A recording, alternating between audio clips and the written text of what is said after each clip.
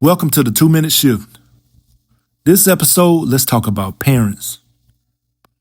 When we think about our childhoods and our parents, we often reflect on the traumatic events or the things that changed our paths.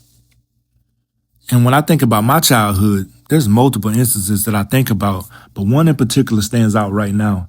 And that's during my senior year in high school. I remember having a conversation with a buddy of mine and his parents. They asked me what I was doing after high school. Told them I wanted to go to college. Then they asked me a question which brought up a subject that I had never even talked about before. Have you applied for college? What scholarships do you have? I hadn't applied for any college. So I went and started my applications before I realized I needed money to even apply. And my first thought was, why didn't my parents walk me through this? Why didn't they help me? They should be here guiding me through this. And I felt unsettled because I didn't have that support that my buddy had. He had his parents walking him through the process, and he was ready to go to school. And here I was getting started late in the game.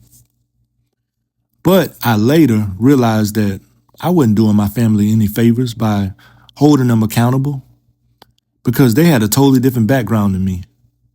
My dad went to the military.